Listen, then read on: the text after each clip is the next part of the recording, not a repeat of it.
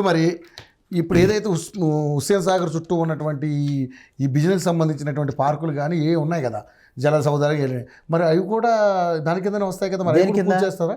ఇప్పుడు అది కూడా బఫర్ జోన్ లోపల ఉన్నట్టు అది వినండి. ఇప్పుడు ప్రభుత్వ కార్యాలయం అనేది ప్రజల ఆస్తి, అది వ్యక్తులది కాదు. అది అక్కడ ఉన్నటువంటి చెప్పాను. అవును, దానికి ఇప్పుడు అది ఆనకట్ట. అక్కడ హుస్సేన్ సాగర్ కి ఒక ట్యాంక్ బండ్ అనేది ఆనకట్ట. అది ఆనకట్ట నీటి వచ్చిన తర్వాత దాంట్లో అదే కదా హుస్సేన్ సాగర్ పరిరక్షించాలి, మూసిని పరిరక్షించాలి. హైదరాబాద్ నగరానికి 10,000 కోట్లు ఎందుకు కేటాయించారు ముఖ్యమంత్రి గారు చెప్పండి? అన్ని రకాలుగా ఆలోచన చేసే కదా. ఇప్పుడు ఆ రోడ్డు సౌలభ్యం ప్రజలకు ఉపయోగపడేది. అది అక్కడ వచ్చిన వరదలు ఇంత అది కట్టింది, ట్యాంక్ బండ్ కట్టింది కూడా ప్రజల కోసమే. అది ఎప్పుడో గతంలో జరిగినాయి. ప్రజలకు ఉపయోగపడే ఆస్తులది. మనం వరదలని నుంచి ముప్పు నుంచి పర్యావరణాన్ని రక్షించే విధంగా అక్కడ చెట్లు పెంచుకుంటూ పార్క్ ఏది మన గౌరవ స్మృతి చిహ్నాలను పెట్టుకుంటూ ఆడేం పెద్ద పెద్ద లేవు, ఆకాశారమని లేవు. సెక్రటరేట్ ఉంది మరి అక్కడ. ప్రభుత్వం అది ప్రజాపాలనకు ఉపయోగించే భవనం. తర్వాత పర్యావరణానికి పర్యావరణ ముప్పు లేదు కదా అక్కడ. పర్యావరణానికి ముప్పు వాటిల్లకుండా ఏమంటాం, వ్యాపార సంస్థలు ఉండొద్దు అక్కడ. వ్యాపార సంస్థలు అంటే ప్రభుత్వానికి సంబంధించినది అది. ప్రైవేటు వ్యక్తులు ఇప్పుడు అక్కడే నాగార్జున ఉన్నాడు, నెలకి కోట్లాది రూపాయల ఆదాయం. అట్లా కాకుండా నేను ఆయన పట్టా ఉన్నప్పుడు అక్కడ కూరగాయలు సాగు చేసుకోవచ్చు, ఇంకేదన్నా పత్తి పండించుకోవచ్చు, మిర్చి పండించుకోవచ్చు.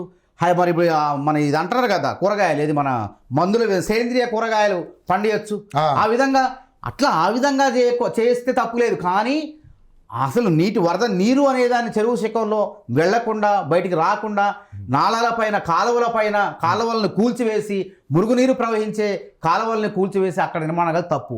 ఈ హుస్సేన్ సాగర్ ఇన్నేళ్లలో ఆ హుస్సేన్ సాగర్ జలవిహారం ఉంది, దాని పక్కన దానికంటే ముందు ఒక హోటల్ ఉన్నాయి. అవన్నీ ఎక్కడ ఎన్ని కాదండి, అవతల పక్క దాని సరైనటువంటి పద్ధతులను ఉన్నాయి. ఏదో వైసీ గారు అన్నాడు కదా జిహెచ్ఎంసీ భవన, అవి ప్రభుత్వంలో ఉన్నటువంటివి. అవి ఎక్కడ కూడా ఈ 10 ఏళ్ల కాలంలో కానీ 20 ఏళ్ళకి ఎప్పుడో గట్టినాయి, సెక్రటరీ ఎప్పుడో గట్టినాయి. కానీ అది ప్రజల ఆస్తి.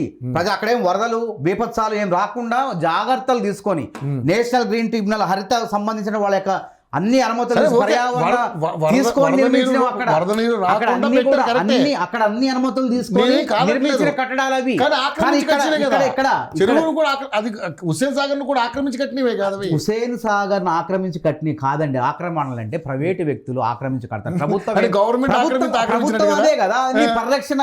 అక్కడ అన్ని అనుమతులు తీసుకొని ఒక ప్రభుత్వం ఒక ప్రాజెక్ట్ పెట్టింది అనుకోండి. ఇప్పుడు ముచ్చెర్ల ఇంకో సిటీ కడుతున్నాం మనం. కడతాం అంటే ఏం చేయాలా? అన్ని రకాల పర్యావరణ దగ్గర నుంచి రకరకాల అనుమతులు తీసుకున్న తర్వాత, అనుమతులు వచ్చిన తర్వాతనే కట్టాల. ఏ ప్రాజెక్ట్ అయినా సరే. ఇప్పుడు భక్త రామదాస్ ఖమ్మంలో ఉంది ఆ ప్రాజెక్టు నిర్మాణం జరగాలన్నా, నాగార్జున సాగర్ ఏది వచ్చినా రకరకాల పర్యావరణ కేంద్ర ప్రభుత్వం నుంచి నేషనల్ అన్ని రకాల అనుమతులు తీసుకున్న తర్వాత, అడవుల నుంచి, అటవీ శాఖ నుంచి, అన్ని రెవెన్యూ శాఖ నుంచి అన్ని అనుమతులు తీసుకున్న తర్వాత పెడతాం. ప్రభుత్వ నిర్మాణాలు అనేవి గుడ్డిగా మన నాగార్జున కట్టినట్టు పలుకుబండి ఉపయోగించి నాగార్జున గుడ్డిగా కట్టారు అంటున్నారు. కానీ పర్మిషన్ తీసుకుని కట్టాము. ఎవరి దగ్గర పర్మిషన్ హైడ్రా కూడా అంత ఆసామాషిగా పోదు. దానికి వ్యూహాత్మకంగా వెళ్తది. తర్వాత ఫస్ట్ ఫిర్యాదు రావాలి. ఆడ కంచర్ల భాస్కర్ రెడ్డి అనేటువంటి ఆయన ఒక స్వచ్ఛంద సంస్థ చెందిన వ్యక్తి. ఆ సంస్థ మీద 12-13 ఏళ్ళుగా కొట్లాడుతాడు ఆయన. ఇప్పుడు కాదు, ప్రభుత్వాలు నవ్విని, అధికారులు నవ్వారు ఫిర్యాదు చేస్తే. ఇది అయ్యే పని, నాగార్జునతో ఏ ప్రభుత్వాన్ని పెట్టుకుంటుందా, నాగార్జున అంటే ఏమనుకున్నావు అని చెప్పి బెదిరించి పంపారు. అయినా ఆ మనిషి పోరాటం ఆపలేదు. మళ్ళీ ఫిర్యాదు చేసిండు, ఆధారాలు ఇచ్చిండు. హైడ్రా విచారణ జరుపుకుంది. ఇందులో ఏముంది, ఈయన కోర్టుకు పోయిండా, పోలేదా, కోర్టు ఏమన్నా ఆపిందా? అసలు ఆ నాగార్జునకు అవకాశం అట్లా అక్రమ కట్టమైనప్పుడు ఇంకేంది? హైడ్రాకున్న పవరే శక్తి అది కదా. అది అక్రమ కట్టం అయితే నోటీస్ కూడా ఇవ్వాల్సిన అవసరం లేదు.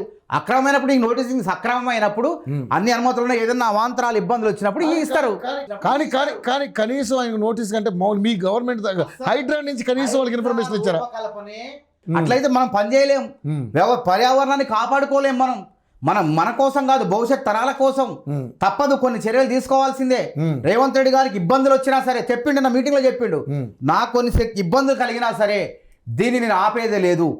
ఈ చర్యలు కొనసాగుతాయి. మన తన అనే భేదం లేదు. అందరికీ అందరి నాయకుల పైన చర్యలు ఉంటాయి. కానీ దీని నుంచి ఏమైనా రాజకీయ సంబంధించినటువంటి ప్రెజర్స్ వస్తే ఆయన పోస్ట్ కూడా తీసేసే ప్రమాదం పోస్ట్ పోయినా పర్వాలేదు అనే విధంగానే ఉన్నాడు ఆయన. ప్రజల మత్తు ఉండండి, అంత అడ్డగోలు ఊరుకుంటారు ప్రజలు. అంటే శ్రీమంతులకి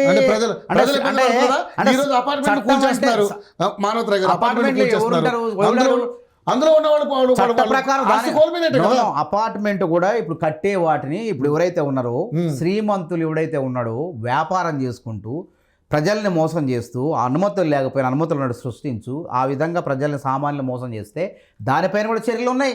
ఈ పోలీస్ స్టేషనే ఉంది దీనికి. హైడ్రా పోలీస్ స్టేషన్ రాబోతుంది. ఇక వేరే వాళ్ళ తప్ప హైడ్రాని నమోదు చేసుకుంటుంది, విచారణ జరుగుతుంది, హైడ్రానే వెళ్ళిపోదు. హైడ్రా అంటే ఒక సంస్థ కాదు, మున్సిపాలిటీ, తర్వాత వాటర్ అండ్ సేవరేజ్ బోర్డు, రకరకాల 10-15 సంస్థలు కలిస్తే హైడ్రా.